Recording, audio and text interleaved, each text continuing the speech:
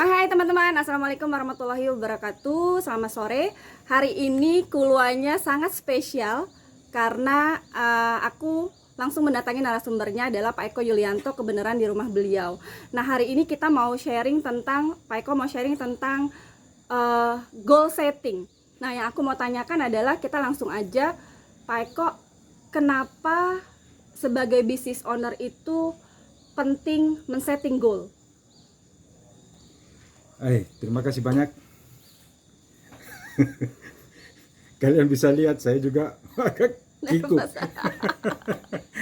So, kita mau ngomongin satu topik di mana topik ini sesungguhnya gampang, tapi sangat sulit untuk dikerjakan, ya. Bagi semuanya. Hanya mereka-mereka yang betul-betul mempunyai komitmen, yang bisa sukses, ya.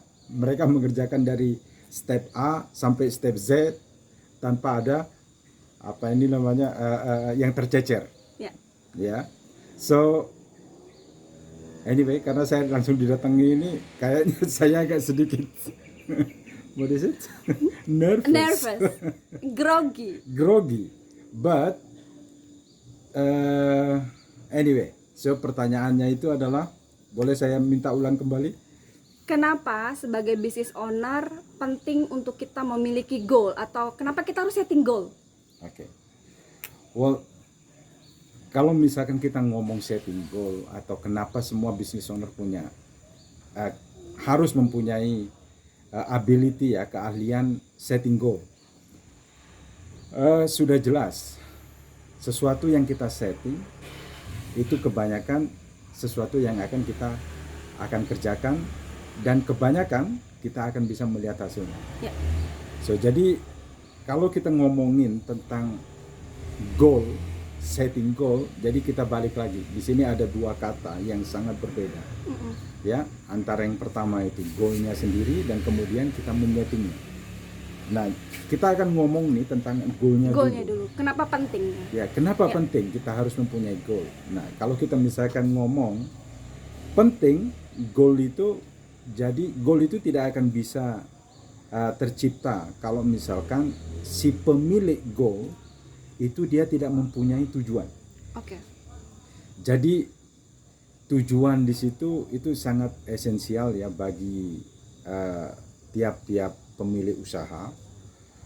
Karena dengan tujuan yang jelas, usaha itu yang akan kita kerjakan juga akan jelas kemana arahnya, dan berapa lama waktu yang dibutuhkan, dan arsenal atau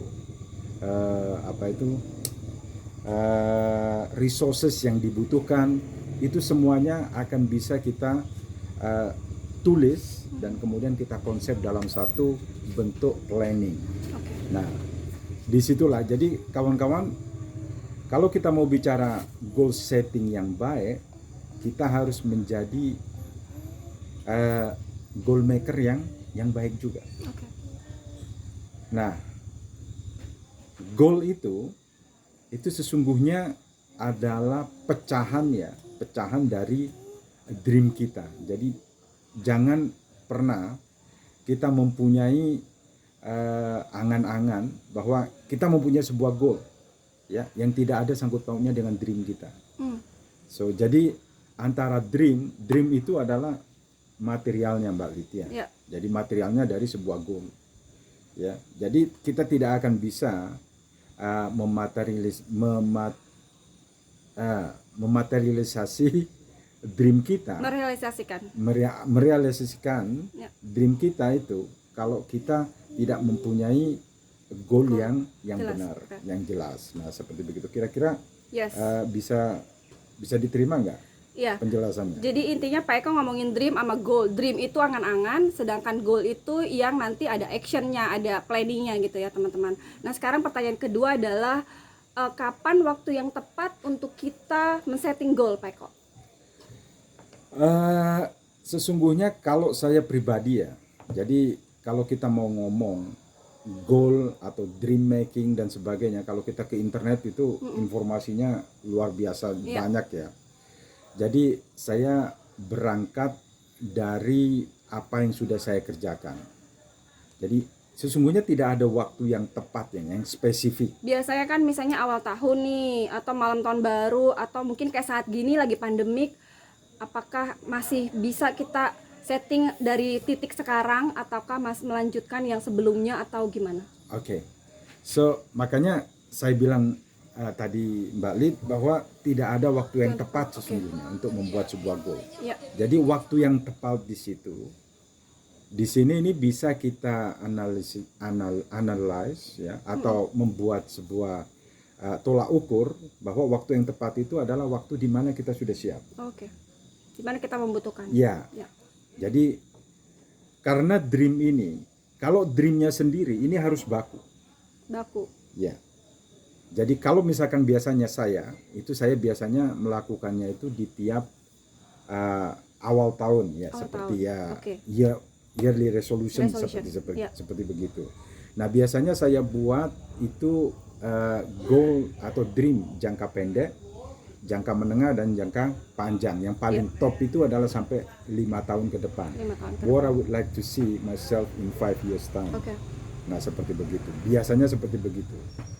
Nah, di saat saya sudah mempunyai dream sampai umurnya 5 tahun atau sepanjang 5 tahun, baru kemudian saya pilih sesuai dengan kebutuhannya. Prioritasnya. Ya, jadi prioritasnya misalkan prioritas ini akan saya di breakdown lagi menjadi sebuah goal-goal kecil. Ya, terutama goal yang umurnya achievable.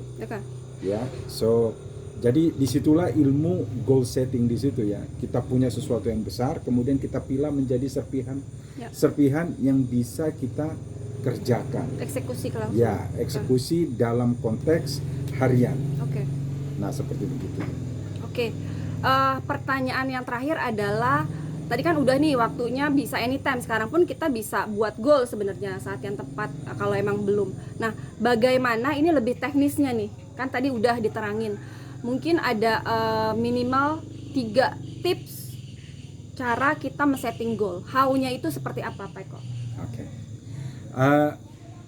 Kembali ya. Misalnya harus dituliskan kah? Apakah harus dibuat dream board kah? Ataukah harus dibuat dimeetingkan kah dengan tim atau apa? Yes. Look, believe it or not, goal setting di sini ya, ini lebih mudah dikerjakan kalau misalkan usaha kita itu sudah gede. Ya, karena apa? Karena kita mempunyai resources yang bisa mengambil serpihan-serpihan penting pada beberapa bagian yang komponen dari keseluruhan goal tersebut. Nah, saya tidak akan bicara di saat bisnis kita itu sudah mempunyai sudah besar. Nah, saya lebih bicara kepada usaha yang notabene-nya kita sebagai CEO-nya, kita sebagai pekerjanya, dan kita chief everything officer ya. Jadi antara small sampai medium business. Karena kebanyakan dari small sampai medium business, mereka itu tidak konsisten dengan goal yang mereka tulis. Ya. Tip yang pertama yang akan saya lakukan di sini biasanya dream tersebut. Jadi sebelum saya membuat sebuah goal, jadi dream ini saya biasanya membuat dream yang konotasinya ini mempunyai arti lebih besar dari uang. Ya, so jadi betul-betul it matters banget. Ya, jadi tidak hanya berbentuk angka. Jadi ada hal lain. Jadi karena dream yang akan kita kejar itu sesungguhnya dream yang melebihi nilai atau value atau angka dari sebuah materi. Ya, misalkan nih satu contoh ini. Saya ingin mempunyai rumah. So jadi rumah yang berapa? Rumah yang mewah misalkan. Dengan harga yang misalkan 200-500 juta misalkan seperti begitu. Yes, ya, karena ini sudah konkret di sini. Sudah ada angka. Ya, sudah ada angka, dan kira-kira saya berharap ya dream ini bisa tercapai di 2 tahun ke 2 depan, tahun, misalkan yes. seperti begitu. So jadi angkanya sudah ada, Deadline-nya udah ada, deadline-nya time-bound-nya, sudah ada, ya. dan kemudian bayangannya ini sudah ada. Jadi rumah dengan harga 500 juta itu seperti apa kita sudah bisa melihat. Visualisasikan. Ya, jadi bisa kita visualisasikan. Tapi kemungkinan kita kejar itu dua sisi yang berbeda. Ya. Ya, jadi dua sisi yang berbeda. Karena terkadang dalam perjalanan kita nggak butuh rumah itu loh. Nah, seperti begitu. So, oleh karena itu kenapa kita harus memilih sebuah dream yang notabene-nya ini harus melebihi angka. Misalkan satu contoh, dream biasanya yang kita kejar adalah dream yang ada nilai spiritualnya. Oke. Ini tip yang pertama. Ya. Nah, yang kedua adalah dream yang ada nilai kemaslahatannya itu untuk diri kita pribadi, misalkan seperti begitu. Oke. Ya. Nah, yang ketiga, dream yang ada nilainya, yang ada hubungannya itu dengan pride. Kebanggaan. Ya, sebuah kebanggaan. Oke. Jadi entah itu kebanggaan personal atau Ya. kebanggaan ini dia, kebanggaan keluarga. Ya. Nah, itu biasanya yang dikejar. Ya, karena apa? Karena jikalau kita tidak mendapatkan, itu rasa malu yang akan terkuak gitu loh. So, jadi nah itu tip yang pertama. Iya, big why-nya di situ. Jadi tip yang pertama itu adalah harus mempunyai muatan yang lebih besar dari uang. Ya, satu contohnya itu seperti tadi, muatan spiritual atau muatan pride, kebanggaan ya, dan kemaslahatan. Ya. Nah, terus yang kedua, nah ini yang sering terjadi ya, Kenapa goal yang diterapkan oleh banyak perusahaan, terutama perusahaan kecil sama perusahaan medium, itu tidak terkejar? Karena kebanyakan goal yang kita masukkan atau dream yang kita masukkan itu hanya dream perusahaan. Oh, oke. So, jadi dulu Mbak Lid pernah ya, guru saya itu pernah bilang, ya, kalau ingin ya usahamu itu naik kelas, ganti goalnya. Jadi dreamnya itu diganti. Jadi dreamnya itu tidak berfokus kepada perusahaan itu, tapi dreamnya itu harus berfokus kepada kamu si owner. Oh, oke. Oke. Ya, Kesejahteraan owner. Iya, kesejahteraan owner sesungguhnya. Jadi dibalik. Nah, kebanyakan yang kita lakukan adalah kita menggantungkan hidup kita kepada perusahaan. Tapi sekarang dibalik. Jadi perusahaan itu adalah sebuah vehicle, sebuah kendaraan ya, untuk menjadi ya menjadi vehicle yang mengantarkan kita dari goal 1 ke goal 2. Nah, seperti begitu. Dari pencapaian dream yang pertama ke dream yang berikutnya ke berikutnya. So, jadi jadikan usaha itu bukan sebagai fokus. Ini tip yang kedua ya, dari pencapaian dream tersebut, tapi dibalik.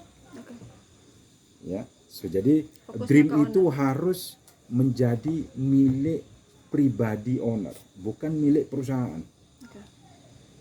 Nah, seperti begitu. Jadi kalau misalkan kalian ingin mempunyai perusahaan besar, ownernya harus mempunyai dream yang besar. Ya, make sense. So, jadi seperti begitu ya. Jadi dengan begitu ownernya akan steady mengejar impiannya. Jadi dia tidak akan pernah tergantung dengan perusahaannya. Jadi perusahaannya itu mau guling-guling kayak atau karyawannya mau keluar, itu nggak ada masalah. Jadi ya, kan dia punya mimpi. Ya, karena impiannya itu sangat pribadi bagi si owner. Tapi kalau misalkan kebalikannya, kalau si owner berharap banyak dari perusahaannya dan dia menggantungkan impiannya kepada perusahaannya, itu yang bermasalah. Di saat perusahaannya bermasalah, impian dia juga ikut bermasalah. Iya, ngerti. Make sense. So, itu yang tip yang kedua, kawan-kawan. Jadi dream ini harus sifatnya personal. Ya. Dan efeknya, believe it or not, ya, percaya atau tidak, efeknya itu akan kepada apa yang kalian kerjakan. Nah, yang ketiga, itu masukkan kepada prioritas. Jadi guru saya juga dulu pernah membuat sebuah analogi bahwa terkadang prioritas hidup kita yang salah. Jadi goal setting di sini itu adalah bentuk dari komitmen kita kepada hidup kita sesungguhnya.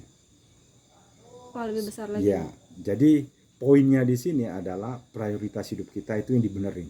Okay. Nah, guru saya dulu bilang bahwa ada tiga tip. Nah, prioritas pertama itu adalah Tuhan. Ya. Nah, ini jangan dibalik-balik. Nah, prioritas yang kedua ini keluarga. Okay. Nah, prioritas yang ketiga baru kerja. Baru bisnis. Baru bisnis, apapun itu bentuknya. Okay. So, jadi ini tip yang Ini sekalian tausiah ya teman-teman. Oke. So, tapi memang benar, ya memang benar. Jadi di saat kita membetulkan dream kita dulu atau prioritas hidup kita, Perbaiki yang hubungan kita ke Tuhan. ya, Perbaiki hubungan kita dulu ke Tuhan. Oke. kemudian perbaiki hubungan kita itu dengan Ya, keluarga, baru kemudian kita dengan usaha kita. Oke. So, jadi jangan dibalik-balik. Memang agak sedikit aneh, karena yang kita kerjakan saat ini ya hampir 100% itu usaha, ya Tuhan akan dapat sisa. Malah Dan nggak keluarga juga dapat sisa kebanyakan capeknya. seperti begitu. So try dibalik. Maka dari itu sampai pada conclusion di sini Mbak Lid ya. Jadi tip yang keempat, biasanya kalau saya menuliskan sebuah dream, ini dream dulu, belum yang kita omongin ini belum goal settingnya ya. Nah, dream biasanya yang saya tulis di situ adalah dream di mana saya tulis ya. Dan saya libatkan Tuhan di situ. Jadi saya bawa kepada doa saya. Okay. Jadi saya kirimkan seperti proposal. Nah, itu yang biasanya saya lakukan. Ya, jadi saya tulis di dalam satu kertas dan kemudian saya bawa ke hadapan Tuhan dan saya bilang, "Ya Tuhan, saya komit dengan goal saya. Saya baca satu-satu." Kalau misalkan saya mempunyai dream 20 atau 25 sampai 5 tahun, itu saya baca satu-satu. Dan saya betul-betul dibaca seperti halnya saya membaca di hadapan Tuhan. Nah, seperti begitu. Jadi betul-betul saya baca. Jadi tulisan itu saya baca. Ya. Di saat waktu saya sendirian, ya me time saya dengan Tuhan saya. Jadi kontrak saya terhadap dream saya itu bukan lagi kontrak antara saya dengan dunia ini. Jadi dengan begitu apapun nantinya jalan susahnya itu kontrak saya itu dengan Tuhan.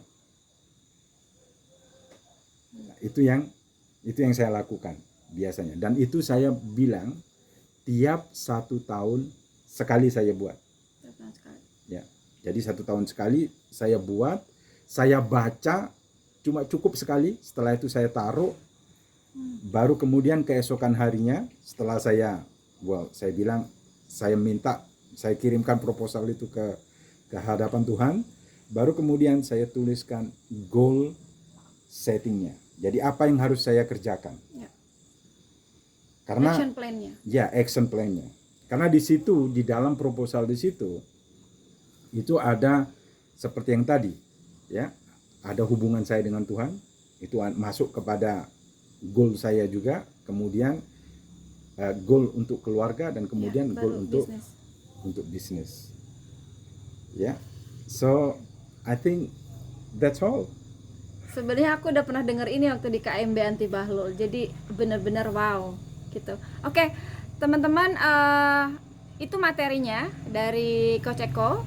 Jadi nanti kita lanjutkan di grup. Kalau ada pertanyaan silakan siapkan pertanyaan, atau dari materi yang sudah disampaikan kalau ada pertanyaan atau pernyataan atau mungkin sanggahan atau apa silakan. So, sampai ketemu di grup. Thank you, bye bye.